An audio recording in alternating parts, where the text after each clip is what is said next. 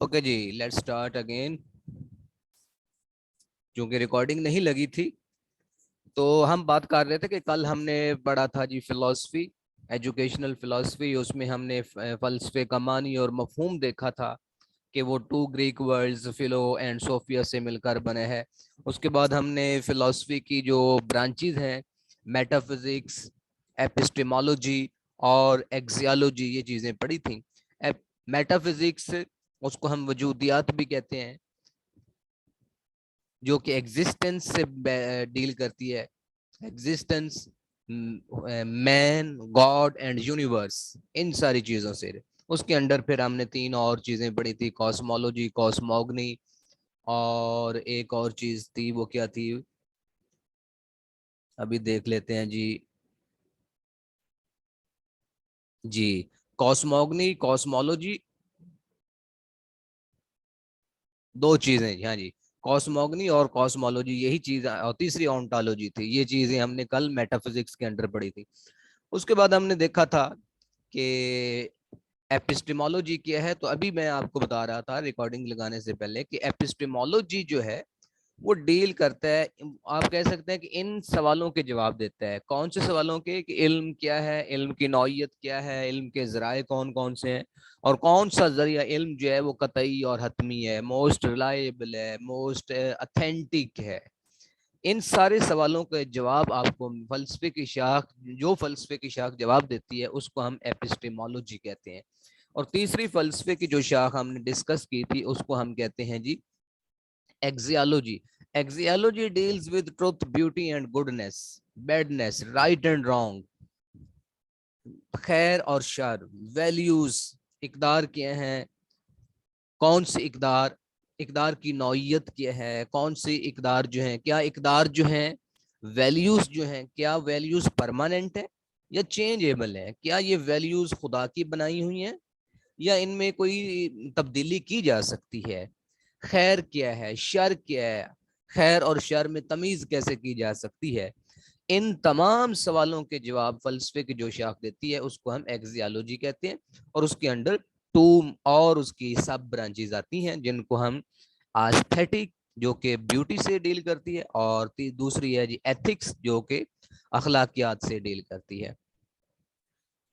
آج ہمارا جو ٹاپک ہے وہ ہے جی سورسز آف نالج. تو سورسز آف نالج بیسیکلی آپ کہہ سکتے ہیں کہ وہی جو ایپسٹیمالوجی سے ریلیٹڈ یہ ٹاپک ایک ٹاپک ہے. کیونکہ ہم نے دیکھا تھا کہ ایپسٹیمالوجی کیا ہے، فلسفے کی وہ شاخ جو اس چیز سے بحث کرتی ہے کہ علم کیا ہے، what is knowledge, what is the nature of knowledge, what are the sources of knowledge, and which source of knowledge is most reliable and most authentic. تو فلسفے کی جو شاخ ان ساری چیزوں سے ڈیل کرتی ہے اس کو ہم ایپسٹیمالوجی کہتے ہیں. تو چونکہ بات ہم کر رہے ہیں علم کی، ذرائع علم کی، تو آپ کو معلوم ہونا چاہیے کہ علم حاصل کرنے کے ذرائع کون کون سے ہیں. ہم روزمرہ زندگی میں جو انفارمیشن گین کرتے ہیں یا نالج حاصل کرتے ہیں تو وہ مختلف طریقوں سے حاصل کرتے ہیں. تو یہ جو طریقے ہیں، یہ جو ذرائع ہیں، انہی کو ہم انگلش میں سورسز آف نالج کہتے ہیں. انہی کو ہم سورسز آف نالج کہتے ہیں کہ جن ذرائع سے، جن طریقوں سے آپ نالج حاصل کر رہے ہیں تو وہ کیا کہلائے؟ Sources of knowledge. انسان اپنی پیدائش سے لے کر، یعنی کہ ابتدائی آفرینش سے لے کر، کائنات کی تخلیق سے لے کر آج تک انسان جو ہے وہ مختلف ذرائع سے، مختلف سورسز سے جو ہے نالج گین کرتا چلا آ رہا ہے. تو یہی جو میتھڈز ہیں انہی کو ہم ذرائع علم یا سورسز آف نالج کہتے ہیں. تو ان میں سب سے جو پہلے ہے جی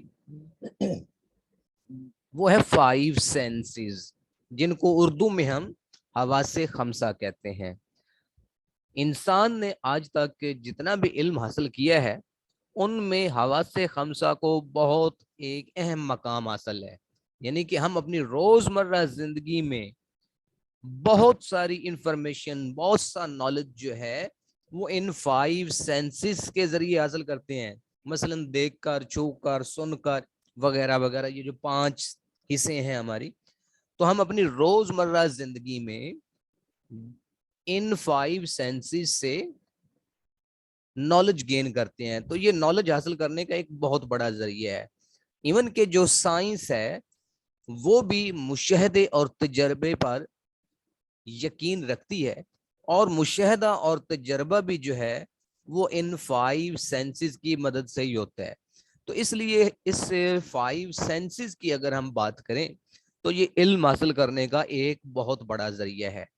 لیکن ہم نے یہ دیکھنا ہے کہ ساتھ ہم نے ان سارے سورسز کو ہم نے ریلیٹ کرنا ہے اپنی فلسفی یعنی کہ اسلامک فلسفی کے ساتھ. یہ اسلام بھی جو ہے وہ 5 سینسز کے ذریعے حاصل ہونے والے علم کو بہت زیادہ اہمیت, آپ کہہ سکتے ہیں کہ اہمیت دیتا ہے, ان کی اہمیت سے انکار نہیں کرتا.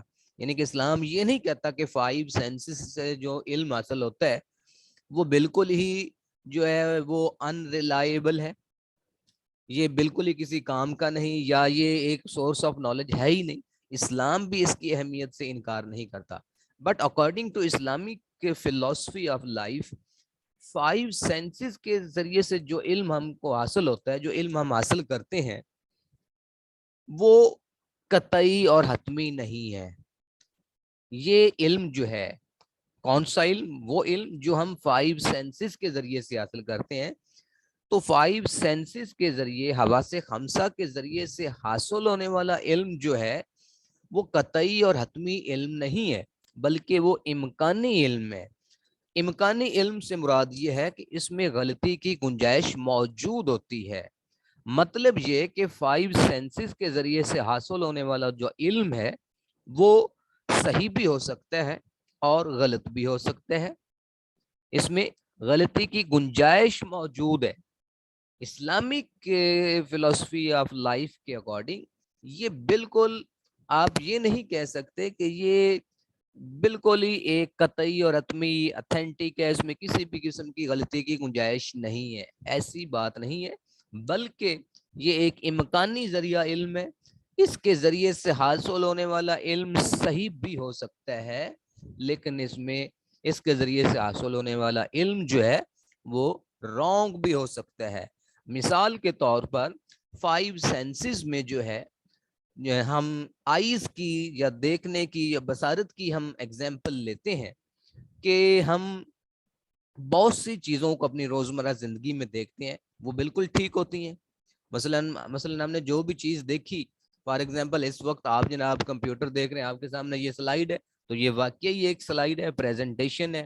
آپ کے سامنے جو لکھا ہوا نظر آ رہا ہے, sources of knowledge 5 senses, intellect, intuition, authority, tradition, revelation, یہ بالکل صحیح نظر آ رہا ہے آپ کو, مطلب یہ ٹھیک نظر آ رہا ہے. لیکن سم ٹائمز جو ہے آپ کی بصارت آپ کو دھوکہ دے سکتی ہے. جو چیز آپ کو نظر آ رہی ہوتی ہے وہ حقیقت میں ویسی نہیں ہوتی جو آپ سمجھ رہے ہوتے ہیں. مثال کے طور پر آپ دور سے دیکھتے ہیں, آپ کو ایسے نظر آتا ہے کہ جیسے آگے جو ہے پانی ہی پانی ہے, لیکن جب آپ قریب جاتے ہیں تو آپ کو پتا چلتا ہے کہ وہ پانی نہیں تھا, بلکہ وہ تو ریت تھی, وہ تو ریگستان تھا. تو یہاں پر آپ کی جو آئیز ہیں, اب جو آئیز ہیں وہ 5 سینسز میں ہی شامل ہیں, بصارت. تو یہاں پر کیا ہے کہ وہ دھوکہ دے گی, مطلب غلطی کی گنجائش نکل آئی. تو اس طرح اور بھی ایگزامپلز دی جا سکتی ہیں. تو مختصراً ہم یہ کہہ سکتے ہیں کہ حواس خمسہ علم حاصل کرنے کا ایک بہت بڑا ذریعہ ہے, اس سے کوئی ڈینائی نہیں کر سکتا. علم حاصل کرنے کا ایک بہت بڑا سورس ہے. انسان نے آج تک جتنا بھی علم حاصل کیا ہے اس میں 5 سینسز کا ایک بہت بڑا رول ہے. لیکن ہم نے اب اس کو ریلیٹ کرنا ہے اپنی اسلامک فلسفی کے ساتھ. لیکن یہ 5 سینسز کے ذریعے سے حاصل ہونے والا جو علم ہے یہ قطعی اور حتمی ذریعہ علم نہیں ہے, اس میں غلطی کی گنجائش موجود ہے. یہ صحیح بھی ہو سکتا ہے اور غلط بھی ہو سکتا ہے. اس کے بعد ہے جی انٹلیکٹ. انٹلیکٹ مینس عقل. اب عقل کیا ہے؟ عقل انسان کو جانور سے جو ہے وہ ممتاز کرتی ہے. عقل ہی انسان کو فرشتوں سے افضل اور برتر کہلاتی ہے. عقل ہی کی بدولت انسان اشرف المخلوقات کہلایا ہے. انسان نے آج تک جتنی بھی ترقی کی ہے وہ انٹلیکٹ یا عقل ہی کی بدولت کی ہے. عقل ہی کی بدولت جو ہے وہ سائنٹیفک انوینشنز हुई हैं, साइंस ने तरक्की की है। तो अकल के जरिए से हासिल होने वाला इल्म जो है, ये भी, इसकी भी अहमियत से इनकार नहीं किया जा सकता। ये भी एक बहुत बड़ा जरिया इल्म है। इंसान ने आज तक जितनी भी तरक्की की है दुनिया में, वो सब अकल ही की बदौलत उसने तरक्की की है। लेकिन अगेन वही बात आ जाएगी कि अकल के जरिए से हासिल होने वाला इल्म जो है, ये भी कतई और हतमी नहीं है, बल्कि इसमें भी शक व शुबे की गुंजाइश मौजूद है। ये भी एक इम्कानी जरिया इल्म है, इसमें भी गलती के का इम्कान या गुंजाइश मौजूद है। अकल के जरिए से हासिल होने वाला इल्म जो है, वो सही भी हो सकता है और समटाइम्स रॉन्ग भी हो सकता है। क्योंकि समटाइम्स जो है, हम पर्टिकुलरली अपनी इस्लामिक फिलॉसफी के हवाले से बात करें तो अकल जो है वो हमें गुमराह कर सकती है। अकल हमें गुमराह कर सकती है, क्योंकि कुछ ऐसी चीजें हैं जिनके बारे में हम अगर अकल के घोड़े दौड़ाने लग जाएं तो हम गुमराह हो जाएंगे और हकीकत तक नहीं पहुंच सकेंगे। मसलन अकल जो है वो खुदा को नहीं मानेगी। अकल कहेगी हाँ जी किधर है खुदा, दिखाओ जन्नत दोजक, ये इस किस्म के जो सवाल आते हैं अकल इनको नहीं मानती। तो अकल क्या है, आपको गुमराह कर सकती है इन सम केसेस।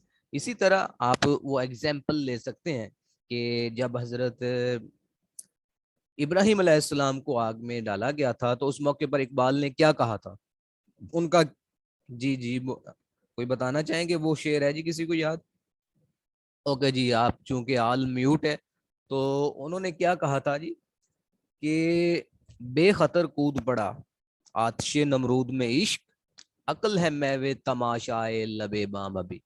तो वहां अब यहाँ पर देखें कि अकल कह रही है जी आगे तो आग है, आप जल जाओगे, खाकस्तर हो जाओगे, खाक हो जाओगे, ठीक है। तो वो क्या है, गुमराह कर रही। लेकिन इश्क जो था उसने छलांग लगा दी और आग जो थी वो गुलजार हो गई। इसी तरह और भी इकबाल का इसी तरह एक और शेर है कि वो कहते हैं कि अक्ल अयार है सौ भेस बना लेती है, इश्क बेचारा ना मुल्ला है ना जाहिद ना हकीम। और भी इस मौजू पर अशार आपको मिल सकते हैं। तो किस्सा मुख्तसर ये कि अकल के जरिए से हासिल होने वाला इल्म जो है, उसकी अहमियत से हम इनकार नहीं कर सकते। ये एक बहुत बड़ा सोर्स ऑफ नॉलेज है। बट इंटेलेक्ट इज आल्सो, आप कह सकते हैं कि ये एक क्या इसको कहते हैं कि एक इम्कानी जरिया इल्म है, ये कतई और हतमी जरिया इल्म नहीं है। इसमें भी गलती की गुंजाइश मौजूद है, लेकिन इसका मतलब यही नहीं कि वो चीजें ठीक भी नहीं होती। अकल के जरिए हासिल होने वाला जो इल्म है वो बहुत पहले, जैसे कि हमने मेंशन किया मैंने, कि दुनिया ने आज तक जितनी भी तरक्की की है वो अकल ही की बदौलत की है।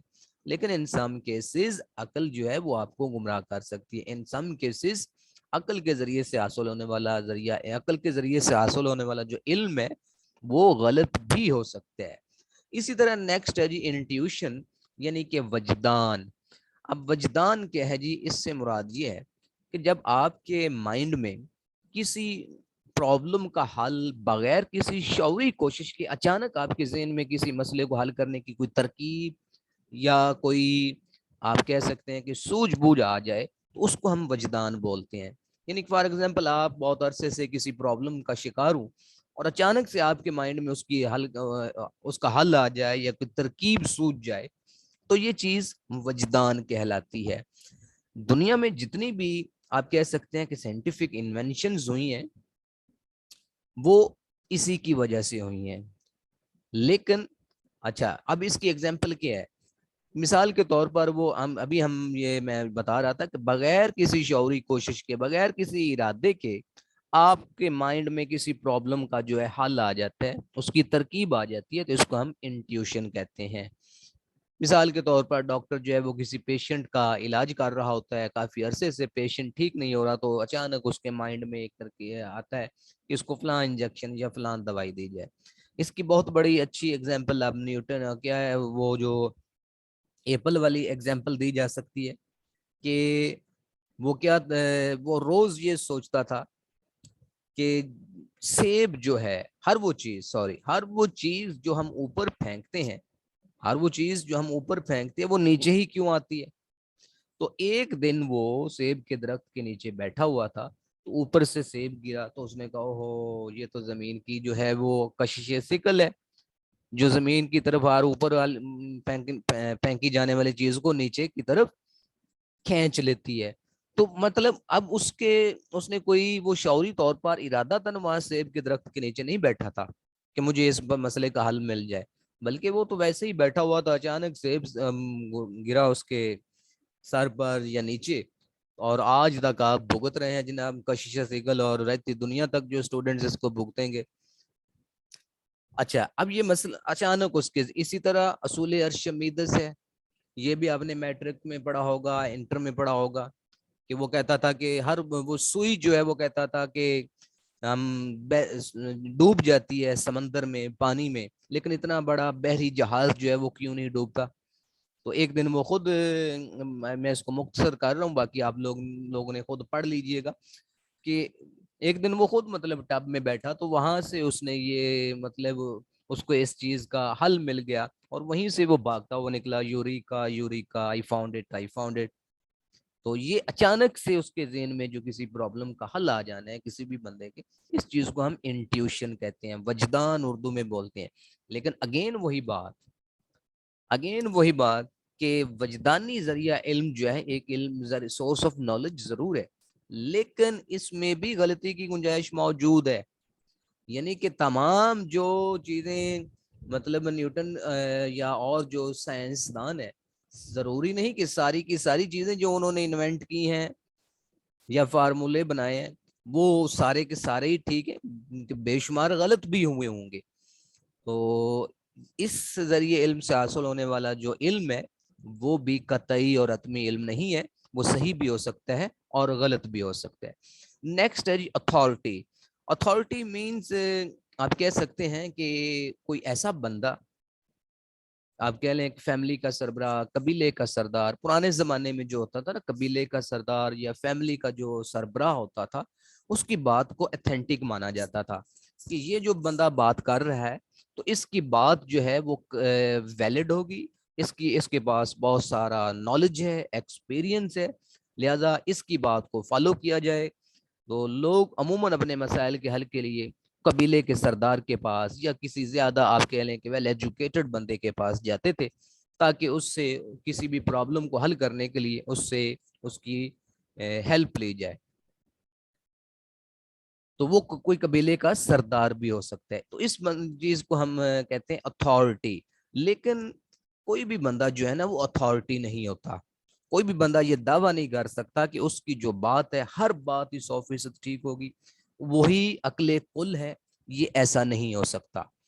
مثال کے طور پر یہ ایک ایگزامپل دی جاتی ہے کہ کہا جاتا ہے کہ ارسطو